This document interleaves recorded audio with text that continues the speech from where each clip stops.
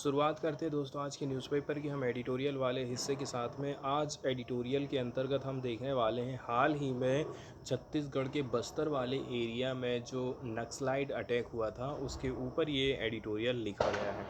तो अभी भी हमारे बहुत सारे राज्य ऐसे हैं जहां पर माओइस्ट अभी भी एक थ्रेट के रूप में काम कर रहे हैं, अभी भी वो थ्रेट के रूप में मौजूद हैं और इनसे निपटना बहुत ज़्यादा ज़रूरी है। मेनली यदि देखा जाए ना, यदि हमें नक्सलियों से निपटना है तो सबसे पहले तो जो लोकल लोग हैं उनके विश्वास को जीतना पड़ेगा। जो लोकल लोग हैं उनकी समस्याओं को हमें समझना पड़ेगा, उनका निपटारा करना पड़ेगा, तब जाकर के ही आप नक्सली को ख़त्म कर सकते हैं। क्योंकि नक्सली कोई नहीं बनता है, नॉर्मली अपने जैसे लोग ही नक्सलाइट बन जाते हैं। ये वही लोग होते हैं जिनको न्याय नहीं मिल पाता है, ठीक है। कहीं किसी से लड़ाई झगड़ा हुआ, किसी ने इनको सताया, ठीक है, पुलिस से इनको न्याय नहीं मिला, सरकार से इनको न्याय नहीं मिला, तो ये हथियार उठा लेते हैं और बन जाते हैं फिर नक्सलाइट। इस प्रकार से मतलब इनकी जो संख्या है ना कम नहीं होती है, कंटिन्यू बढ़ते ही जाती है। और दूसरे नंबर की बात ये है, जो नक्सलाइट लोग रहते हैं, अब जब हम जैसे आपके जैसे ही हैं तो आप उनको कैसे करके ये डिफरेंस कर पाएंगे कि ये है कि नहीं है। पूरा गांव वालों का सपोर्ट रहता है तो आप कैसे करके इनको ख़त्म कर सकते हैं। इसलिए सबसे पहले हमें गांव वालों का मन जीतना पड़ेगा। 26 अप्रैल की ये घटना है जहां पर 10 पर्सनल किसके, डिस्ट्रिक्ट रिजर्व गार्ड DRG, इसके अलावा एक सिविलियन ड्राइवर की डेथ हो गई थी एक ब्लास्ट में, which the police said was caused by an improvised explosive device. किसके माध्यम से ये विस्फोट किया गया था? IED के माध्यम से ये विस्फोट किया गया था। और ये IED लगाया गया था माओइस्ट के द्वारा, ठीक है, नक्सलियों के द्वारा लगाया गया था। जगह का नाम है आरनपुर विलेज, दंतेवाड़ा जिला पड़ता है, छत्तीसगढ़ की ये घटना है। ये ब्लास्ट ऐसे टाइम में हुआ है, लगभग आप देखने वाले हैं कि some 6 month before the assembly election. Assembly के इलेक्शन होने वाले हैं, 6 महीने बचे हैं। And amid claims by the government that Maoist insurgency has waned. और सरकार का क्या कहना है कि जो माओइस्ट के जो इंसर्जेंसी है, माओइस्ट के जो अटैक हैं हमारे देश में कम होते जा रहे हैं, और सरकार ऐसा क्लेम कर रही है। लेकिन हम अच्छे टाइम में देखते हैं इस प्रकार की घटनाएं घटित हो जाती हैं। ये जो DRG के पर्सनल थे, DRG के लोग थे जिनकी जानें गई हैं, वो रिटर्न हो रहे थे एक वैन में after carry out an anti Maoist operation. तो एंटी माओइस्ट ऑपरेशन से ही ये लोग लौट रहे थे, ठीक है, based on a trip of which could have been a trap, और फिर उनके जाल में ये फंस गए। ये जो IED बिछाया गया था, इसको प्लांटेड किया गया था underneath the metalled surface of the road, ठीक है। तो जो सरफेस है, सरफेस के नीचे सुरंग खोदकर उन्होंने IED को बिछाया था। ये अभी भी क्लियर नहीं हो पाया है whether it was deployed the night before the attack. जैसे दिन में ये घटना हुई है तो क्या रात में बिछाए थे, अब ये क्लियर नहीं हो पाया है। और मंथ्स अर्लियर, क्या फिर एक आध महीने पहले की ये लोग बिछा के रखे थे। When the road was under construction, उस टाइम में जबकि रोड बन रही थी। तो ऐसा हो सकता है कि कंस्ट्रक्शन के टाइम में इन्होंने बिछा दिए होंगे, तो ये अभी क्लियर नहीं हो पाया। ये बिल्कुल फैक्ट वाली बात ये है कि ये जो नक्सलाइट होते हैं ना, Naxalite have been on the back foot for some time. अभी आपने उनको बैक फुट में डाल दिया था। To dismiss their capability to strike at will specially in their stronghold could be a mistake. अभी आप देख रहे हैं कि उनको हमने बिल्कुल बैक फुट में धकेल दिया था, लेकिन फिर भी यदि देखा जाए ना तो अभी भी स्पेशली जो इनका मजबूत वाला एरिया था वहाँ से हमने इनको हटाने की कोशिश करी थी। एक strike such as one carry out on 26 April can not be brain chilled.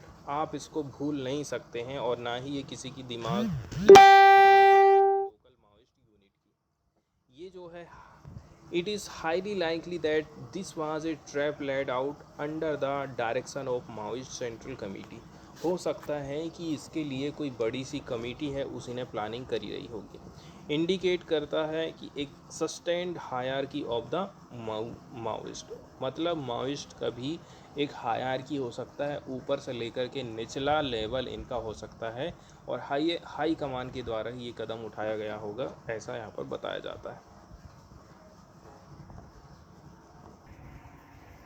इस अटैक की यदि हम बात करें तो कई लोगों का ऐसा मानना है ये जो अटैक उनके द्वारा किया गया है ये एक प्रकार से उनका जवाबी हमला था, क्योंकि एक प्रकार से गवर्नमेंट भी कुछ ऐसे एंटी माओइस्ट वाले ऑपरेशन चलाती है, क्योंकि इस टाइम पीरियड के दौरान सबसे ज़्यादा नक्सलाइट वाले हमले होते हैं।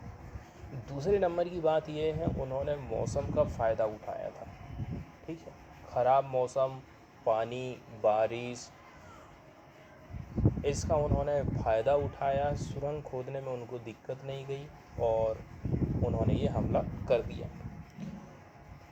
तो कई सारे लोग इस ग्रुप का जो अटैक हुआ है, प्रीवियसली जो अटैक हुए हैं अभी तक, कैरी आउट किए गए थे during the tactical counter offensive campaign the period between February and June.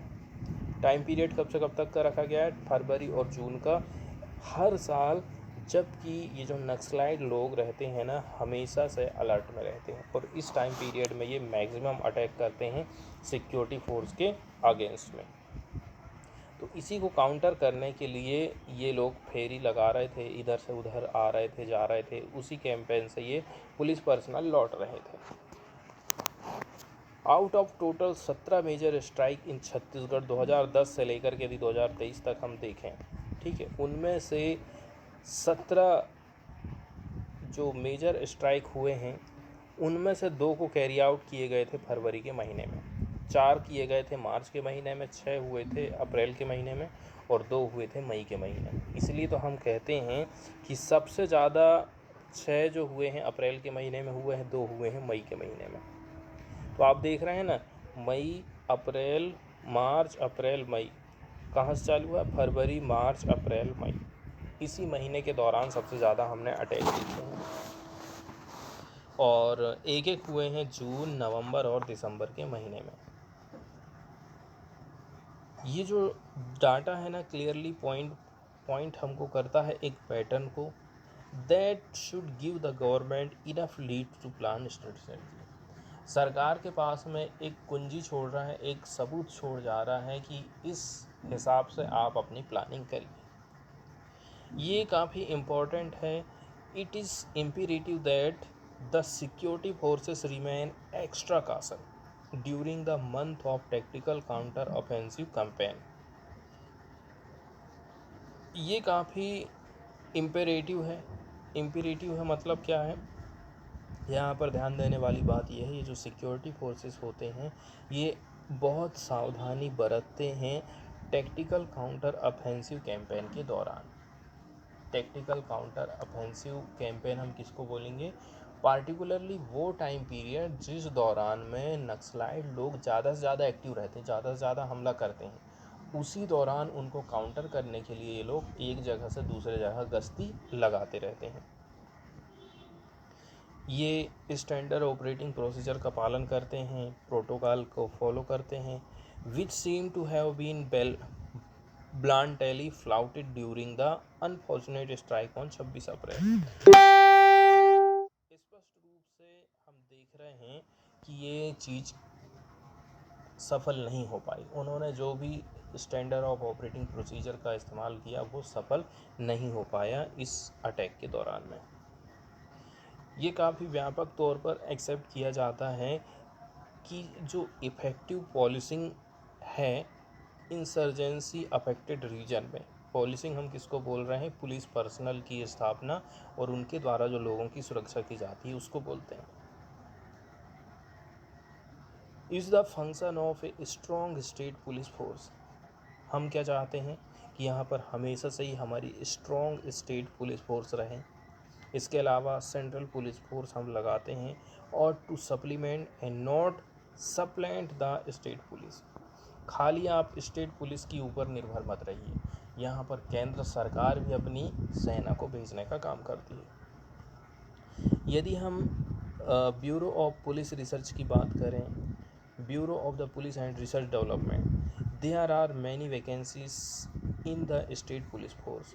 अब यहाँ पर कुछ कमियाँ यहाँ पर बताई जा रही हैं कि आप कैसे करके लड़ेंगे यदि आपके पास स्टेट की जो पुलिस फोर्स है उसमें बहुत सारी वैकेंसीज़ हैं और वो अभी तक फिल नहीं हो पाई हैं। इसलिए सबसे पहली तो बात यह है कि हमें हमारी जो पुलिस की वैकेंसी है उसको जल्दी से जल्दी फुलफिल करना पड़ेगा। 1 जनवरी 2021 तक देखें, the share of vacancies in state police cadre in left wing extremist affected state was 24.41%। यहाँ पर बताया जा रहा है 1 जनवरी 2021 का आप डाटा देखिए। शेयर ऑफ वैकेंसीज़ की बात करें स्टेट पुलिस कैडर में तो वो कितनी है, 24% पद अभी भी खाली है। ठीक है, और ये कहाँ पर हमें स्थापित किया जाना है इनको, जहाँ पर नक्सलाइट लोग ज़्यादा एक्टिव रहते हैं। तो एक पॉइंट यहाँ पर हमें ये निकल करके आता है, सबसे पहले तो हमारे पास जो हमारी पुलिस की कैपेसिटी है उसको बढ़ाना पड़ेगा। पार्टिकुलरली स्टेट की बात करी जा रही, खेल सेंट्रल तो अपनी तरफ से सहायता कर ही सकता है, लेकिन हमें स्टेट गवर्नमेंट के ऊपर भी फोकस करना पड़ेगा। मतलब यहाँ पर पुलिस पॉपुलेशन रेशो के ऊपर फोकस किया जाता है, जैसे कि कितने बच्चों के बीच में हमारे देश में एक टीचर है, कितने लोगों के बीच में हमारे देश में एक डॉक्टर है, उसी प्रकार से कितनी यहाँ की जनसंख्या है और उस जनसंख्या के हिसाब में कितने पुलिस को आपने यहाँ पर स्थापित करे हैं। It is hope that this number has improved over the last couple of year. ये आशा वाली बात हो सकती है कि जैसे जैसे समय बीतते गया है सरकार ने बेहतरीन काम किया है और इनकी संख्या बढ़ी भी है, लेकिन without comprehensive transformation of state police में भी हमें कुछ ट्रांसफॉर्मेशन लेकर के आना पड़ेगा। Central forces would achieve little beyond random and 8 times misplaced cleaning. हमें ट्रांसफॉर्मेशन की ज़रूरत है, ठीक है। Central forces would achieve the little beyond random, और सेंट्रल फोर्सेस भी आप बहुत कम रिसीव कर पा रहे हैं जितनी आपको मिलना चाहिए।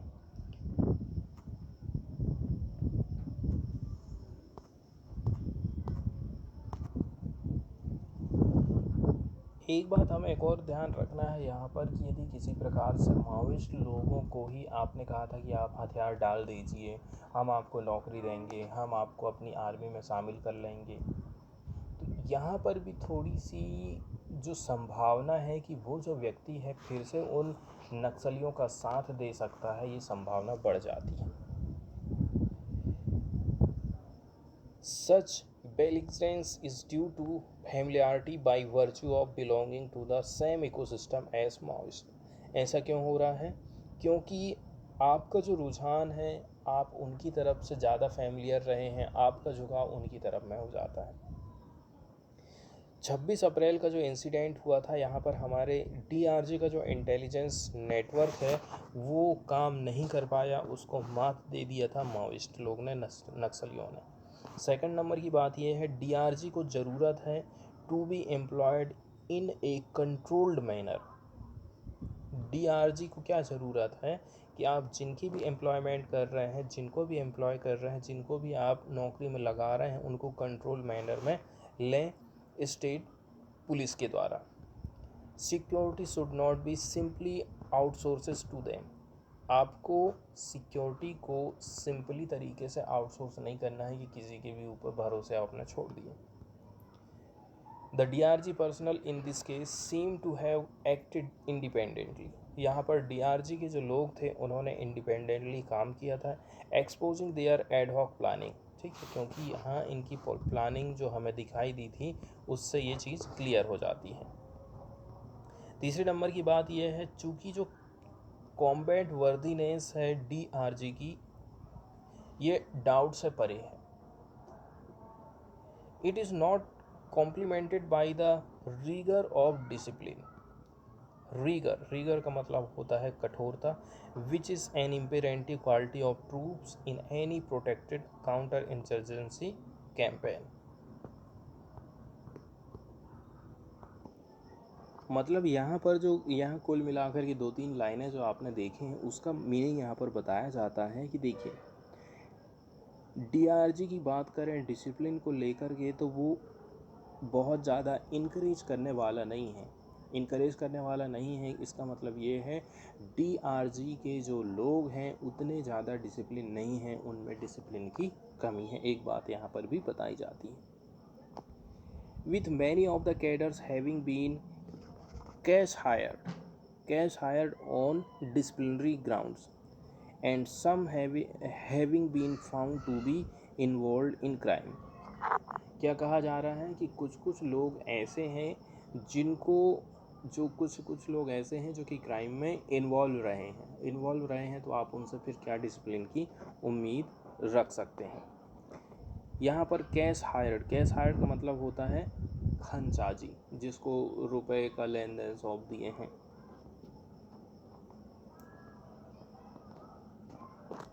लास्टिंग सॉल्यूशन की बात करी जाती है। ये जो माओइस्ट स्पेस है ये कॉन्स्टेंटली देखा जाए तो श्रिंक हो रहा है।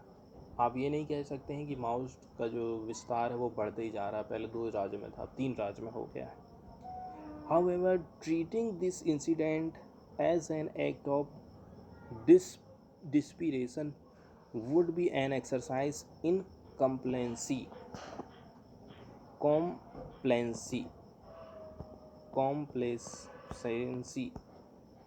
इसका अर्थ हम देख लेते हैं।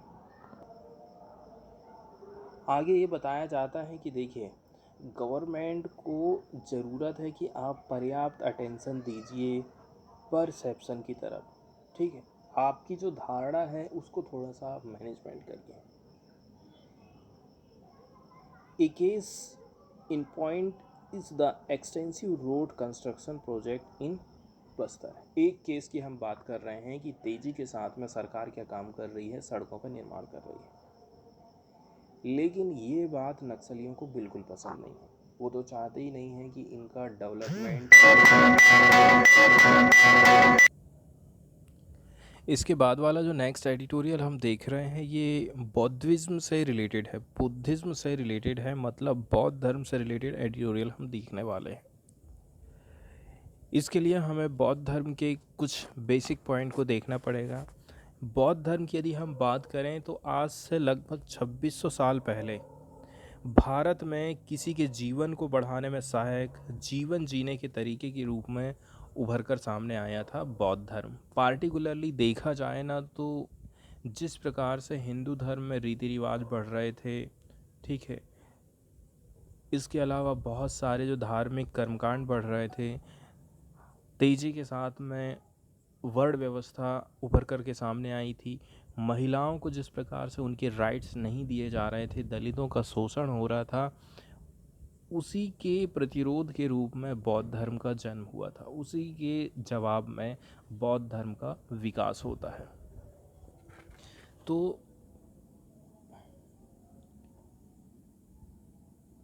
एक मिनट, कहाँ से आ गया। दक्षिण और दक्षिण पूर्व एशिया के देशों में ये सबसे महत्वपूर्ण धर्मों के रूप में उभर करके सामने आया था और इसका श्रेय जाता है सम्राट अशोक को। मौर्य राजवंश के सबसे फेमस जो शासक थे जिन्होंने बौद्ध धर्म का सबसे ज़्यादा प्रचार प्रसार किया था। बुद्ध को शाक्य मुनि या फिर तथागत भी कहा जाता है। बौद्ध धर्म की स्थापना सिद्धार्थ गौतम की शिक्षाओं और जीवन के अनुभवों पर हुई थी। इनका जन्म हुआ था 563 ईसा पूर्व में और इनका जो जन्म हुआ था वो शाक्य वंश के शाही परिवार में हुआ था, जिसने लुम्बिनी में भारत नेपाल सीमा पर कपिलवस्तु पर शासन किया था। इस वंश ने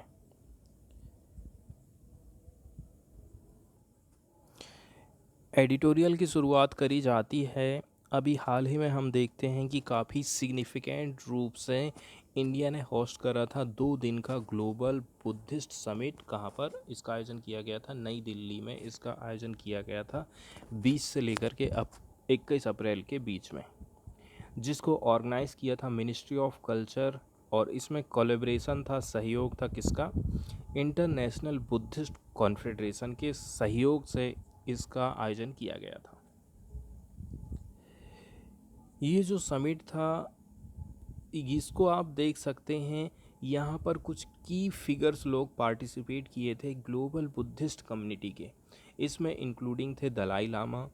it was at this summit that the Prime Minister Narendra Modi laid emphasis on continued relevance of Buddha's teaching in today's world। यहाँ पर नरेंद्र मोदी के द्वारा मेनली फोकस किया जाता है कि जो गौतम बुद्ध की शिक्षाएं थीं वो आज भी विश्व के सामने उभर कर सामने आ रही, आज भी हमें उनको मानना चाहिए, आज भी वो हमारे लिए रिलेवेंट हैं। ये जो समिट है ये काफ़ी सिग्निफिकेंट माना जाता है, ये हमारे लिए एक अपॉर्चुनिटी लेकर के आ रहा है to project and connect with the Buddhist population. पूरे विश्व भर में जितनी भी बुद्धिस्ट पॉपुलेशन, बौद्ध धर्म को मानने वाले लोग हैं, उनसे हम जुड़ सकते हैं इस समिट के माध्यम से। मतलब इंडिया की जो सॉफ्ट पावर है इससे बढ़ने वाली है। एक होती है मिलिट्री पावर और दूसरी होती है सॉफ्ट पावर। सॉफ्ट पावर मतलब आप अपने व्यवहार के माध्यम से किसी भी देश को अपनी तरफ आकर्षित करने की कितनी आपके पास कैपेबिलिटीज़ है, कितनी आपके पास में पावर है। तो जो एक सॉफ्ट पावर है इंडिया के पास में ये, कि इस प्रकार से यदि हम बौद्ध धर्म के समिट का आयोजन करते हैं तो बहुत सारे बाहर में जो स्थित बौद्ध धर्म को मानने वाले लोग हैं उनके साथ में हम कनेक्ट हो सकते हैं, उनके साथ में हम जुड़ सकते हैं।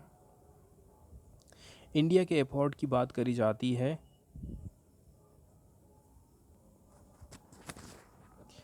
इंडियन गवर्नमेंट की तरफ से एक्टिवली इन्वेस्ट किया जा रहा है बुद्धिस्ट डिप्लोमेसी एफर्ट की तरफ में। बहुत सारे प्रयास किए जा रहे हैं कंटिन्यू कि हमारी जो बौद्ध धर्म की डिप्लोमेसी है उसको हम बढ़ावा दें।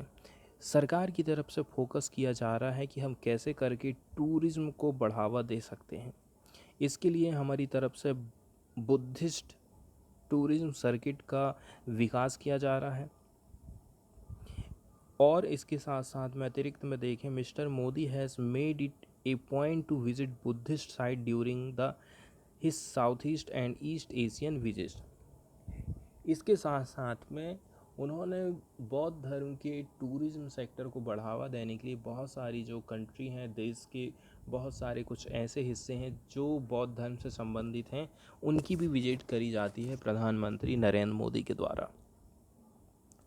इस प्रकार से यदि हम होस्ट करते हैं हाई प्रोफाइल इवेंट को तो इंडियन गवर्नमेंट ये आशा कर सकती है कि हम डिमॉन्स्ट्रेट कर रहे हैं। डिमॉन्स्ट्रेट करना मतलब होता है किसी भी चीज़ को प्रदर्शित करना, कि हमने कमिटमेंट कर लिया है, हम प्रिजर्व कर रहे हैं, इसके अलावा प्रमोट कर रहे हैं बौद्ध धर्म के कल्चर को, बौद्ध धर्म की जो ऐतिहासिक विरासत है उसको। इसके साथ साथ में स्ट्रेंथनिंग कर रहे हैं हमारे टाइज को ग्लोबल बुद्धिस्ट कम्युनिटी के साथ में।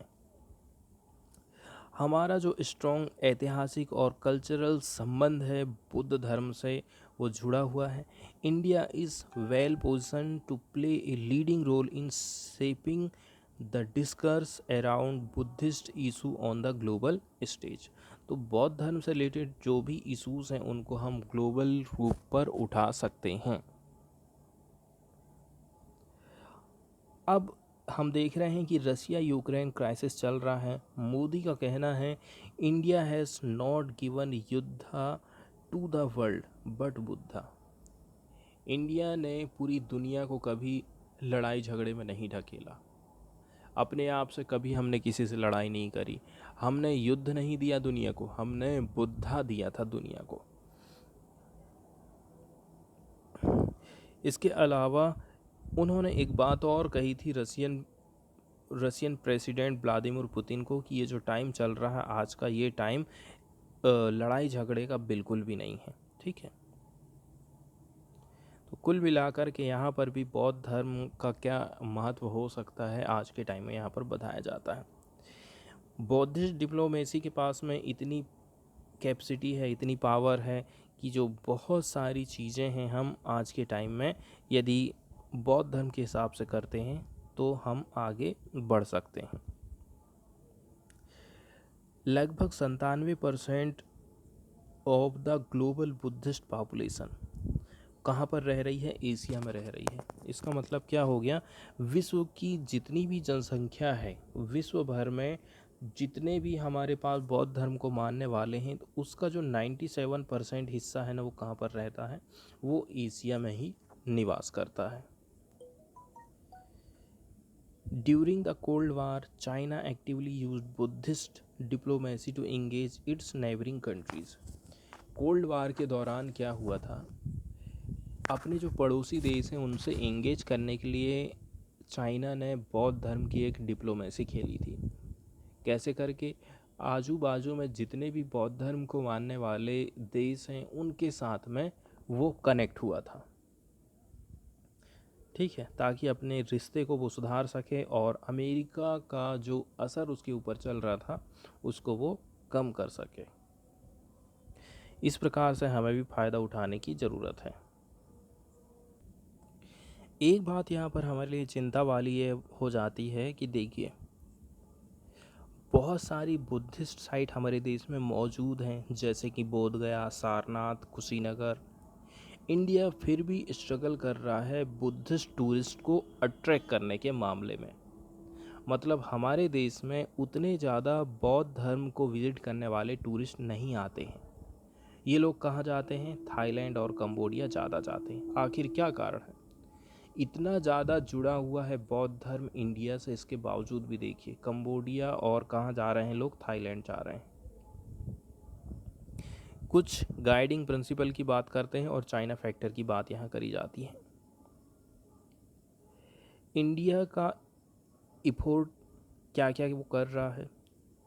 To position itself as a great power. हम कह रहे हैं कि इंडिया एक ग्रेट पावर के रूप में उभर करके आ रही है। इसके लिए हमने कमिटेड करे हैं कोऑपरेशन की रेदर देन कोएर्सन की, are rooted in its deep historical and cultural ties with the region. कोई भी रीजन से हम देखते हैं हमेशा से ही हम कोऑपरेशन के साथ में आगे बढ़े हैं।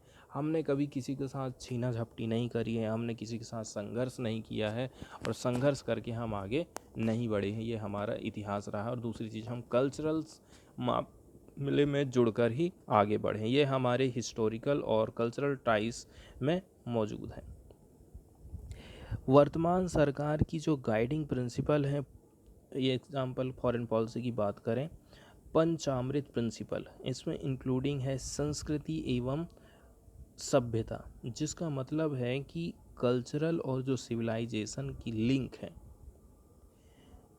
जिसको हाईलाइट किया गया है during the Delhi summit which saw a diverse group of 171 foreign delegates from South Korea. यहाँ पर 171 डेलीगेट्स आए थे South Korea, Thailand, Cambodia, Japan, Taiwan, along with एक 150 delegate from Indian Buddhist organisation. India के 150 लोग थे और बाहर के सब मिला करके देखा जाए ना तो कितने लोग आए थे? 171 और इंडिया के थे 150। इसके अलावा also in attendance were prominent scholars, इसके अलावा संघ लीडर्स एंड धर्मा प्रैक्टिशनर, ये लोग भी यहाँ पर पार्टिसिपेट किए थे। Through such efforts India hopes to reinforce its image as a responsible global power. आप अपने आप को एक ग्लोबल पावर के रूप में बता रहे हैं कि इंडिया ग्लोबल पावर के रूप में उभर करके सामने आ रहा है, जो कि पीसफुल कोऑपरेशन करता है और रीजनल स्टेबिलिटी को लेकर के आ रहा है।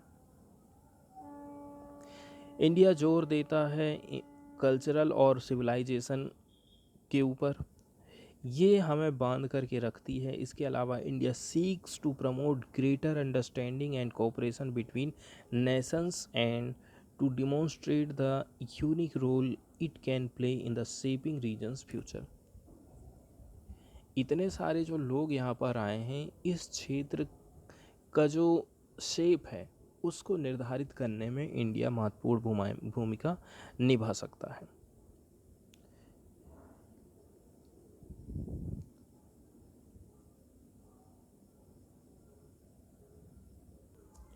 अब लेकिन यहाँ पर दिक्कत वाली बात ये हो गई है कि जो दलाई लामा की पोस्ट होती है उसके ऊपर चाइना कब्जा जमाना चाहता है कि हम हमारे हिसाब से दलाई लामा को नियुक्त करेंगे, जबकि ऐसा नहीं होना चाहिए। चाइना एक्टिवली सीक कर रहा है exert control over appointment of the next Dalai Lama, which could be a blow to India's effort to project its soft power through Buddhism. अब फिर बुद्धिज़्म के मामले में आप अपने आप को वर्ल्ड पावर दिखा रहे हो, तो कैसे करके चाइना दलाई लामा की पोस्टिंग के लिए हस्तक्षेप कर रहा है, तो ये हमारी जो सॉफ्ट पावर है उसको प्रभावित करता है।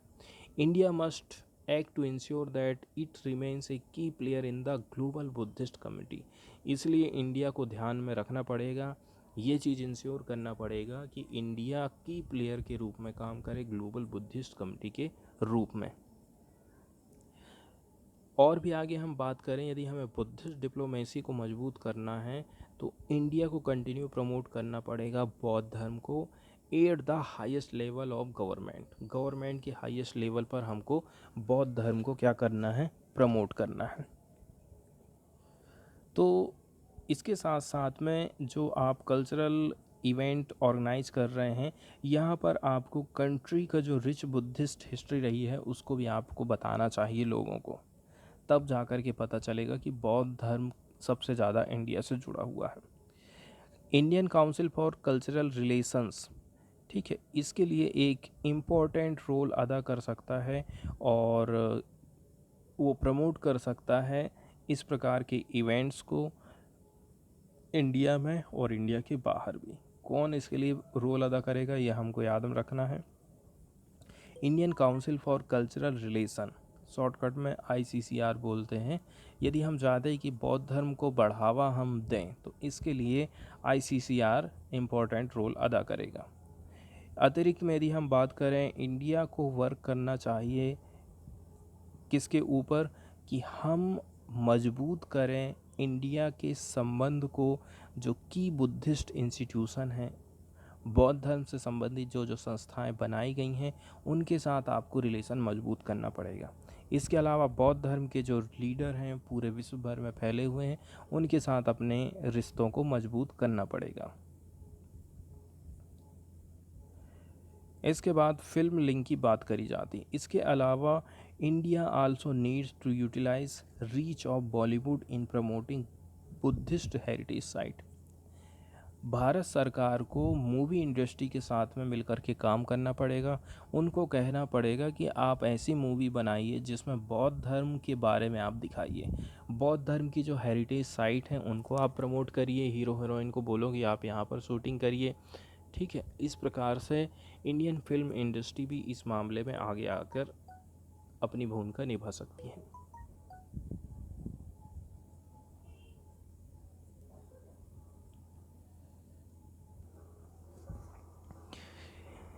इसके बाद नेक्स्ट वाली जो न्यूज़ हम देखने वाले हैं वो दिल्ली की गवर्नमेंट से रिलेटेड है। अभी हमने देखा है कि दिल्ली की सरकार महिलाओं के लिए बहुत सारे काम कर रही, जैसे कि वहाँ पर जो सरकारी बसें हैं महिलाओं को फ्री में यात्रा कराती हैं। दिल्ली की सरकार फ्री में कहना चाहिए बिजली दे रही है, हेल्थ से रिलेटेड सुविधाएं प्रोवाइड कर रही है। ऐसी बहुत सारी स्कीम है जो कि दिल्ली की गवर्नमेंट ने फ्री करी है। लेकिन यहाँ पर थोड़ा सा अलग हट के हमको न्यूज़ ये आई है कि केजरीवाल ने अनाउंस किया है एक स्कीम। इसके अंतर्गत जो प्राइवेट एग्रीगेटर हैं, प्राइवेट जो प्लेयर हैं, वो लोग भी अब क्या काम कर सकते हैं, यहाँ पर अपनी जो प्रीमियम बस है वो बस की सेवाएं दिल्ली वासियों को दे सकते हैं, ठीक है। इसको हम थोड़ा सा डिटेल में देखते हैं। This is what the aggregator would offer. क्या ऑफ़र किया जा रहा है? 2+2 reclining seats, AC, wifi, GPS, CCTV, panic button, digital payment, इस प्रकार की सुविधाएं आप दे सकते हैं। इसके अलावा कौन कौन से रूट में आप चलाएंगे, क्या फेयर रहेगा इस स्कीम के अंतर्गत, ये डिटरमाइन किया जाएगा एग्रीगेटर प्लेटफॉर्म के द्वारा। चीफ मिनिस्टर अरविंद केजरीवाल का कहना है एक प्रेस कॉन्फ्रेंस में on Delhi. Chief minister Arvind Kejriwal ने मंडे के दिन अनाउंसमेंट किया है एक स्कीम को, जिसके अंतर्गत जो प्राइवेट एग्रीगेटर हैं ये चला सकते हैं प्रीमियम 12 सीट वाली बस शहर में, ऐसा उनका कहना है। और इसके लिए उन्होंने जो फाइल है किसको भेज दिया है, लेफ्टिनेंट गवर्नर वी के सक्सेना को भेज दिया है। इसके बाद अप्रूवल मिल जाएगा। As the protocol mandates we will send the file to LG office. अब चूँकि यहाँ पर यह चीज़ सिस्टम हो गया है कि जो अभी हाल ही में केंद्र सरकार ने एक विधेयक पारित किया था, कहाँ पर, पार्लियामेंट में, उसके अंतर्गत जितने भी जो डे टू डे के कामकाज भी हैं ना, अब वो आपको LG की अप्रूवल की ज़रूरत पड़ेगी। और ये एग्जाम्पल यहाँ पर भी हमको देखने को मिल रहा है। अब मुख्यमंत्री ने कोई डिसीजन लिया है, अब उस डिसीजन को अप्रूवल के लिए कहाँ भेज रहे हैं, लेफ्टिनेंट गवर्नर के पास भेज रहे हैं, जबकि ऐसा नहीं होता है। होता कैसा है, इसके जस्ट अपोजिट होता है कि जो गवर्नर होता है वो मुख्यमंत्री या फिर मुख्यमंत्री की जो परिषद है उसकी सलाह के हिसाब से काम करता है। लेकिन यहाँ पर थोड़ा सा हमको उल्टा नज़र आता है। आगे कहना है कि ये जो स्कीम है इसका उद्देश्य है जो मिडिल और अपर मिडिल क्लास हैं, इन लोगों को हम बेहतरीन कुछ सुविधाएं प्रोवाइड करें। Who prefer travelling in their own vehicle for the lack of seat in buses and metro train. अब आपके पास में पैसा है, लेकिन आपको लग रहा है कि इतने सारे लोग इस बस में बैठे हुए हैं, भीड़ भाड़ में नहीं बैठ रहा। आपके पास पैसा है, उन लोगों के लिए इस प्रकार की जो सुविधाएं हैं सरकार की तरफ से चालू की जा रही हैं कि भाई आपके पास पैसा है तो आप प्राइवेट बस में जाइए, बैठिए वहाँ पर, सरकारी बस में नहीं बैठ रहे हैं तो ये डिसाइड किया गया था कि जो कम्यूटर्स हैं, जो ट्रैवलर्स हैं, availing of premium bus service will have to book seat through dedicated website और ऐप। अच्छी बात यह है कि सिस्टम ऑनलाइन हो जाएगा, आप ऑनलाइन वेबसाइट या फिर ऐप के माध्यम से अपनी सीट को बुक कर सकते हैं। और those without pre book ticket will not be allowed to board the bus. लेकिन दिक्कत वाली बात ये हो गई है, जिन्होंने प्री बुकिंग नहीं करी है टिकट की, वो लोग इसमें बैठ नहीं पाएंगे। आगे कहना है कि ये जो एग्रीगेटर है ना, will not be allowed to ply over 3 year old buses. आप 3 साल से पुरानी बस नहीं चला सकते हैं, क्योंकि यहाँ पर पॉल्यूशन का भी ध्यान दिया जा रहा है। Added that from next year the government will allow only electric buses to be added under this scheme. आने वाले टाइम में सरकार ऐसा कर देगी कि इलेक्ट्रिक बसें ही इस स्कीम के अंतर्गत चलेंगी, आप पेट्रोल डीजल वाली बसेस को नहीं चला सकते हैं। इलेक्ट्रिक व्हीकल के यूज़ को इनकरेज करने के लिए government would not levy licence fee on electric buses. Licence का फीस भी सरकार नहीं लेगी, कुल मिलाकर के इलेक्ट्रिक बसेस को बढ़ावा देना चाहती है। ठीक है, इसके अलावा कौन से रूट पर आपको चलाना है, कितना आप पैसा लेंगे, ये कौन डिटरमाइन करेगा, एग्रीगेटर के प्लेटफार्म ही डिसाइड करने वाले हैं। The aggregator have been told that they can not charge fares lower than DTC। उनका कहना है कि जो DTC की बस चल रही हैं, दिल्ली ट्रांसपोर्ट कॉरपोरेशन, हम उससे कम में तो चलाने वाले नहीं हैं। इसका मतलब क्या हो गया, सरकारी बस में आपका 10 रुपये लग रहा है तो ऐसा नहीं कि 8 रुपये में आपको बैठा लेंगे, वो 15 रुपये 20 रुपये लेंगे। एक बात यहाँ पर ये ध्यान रखने वाली बात है।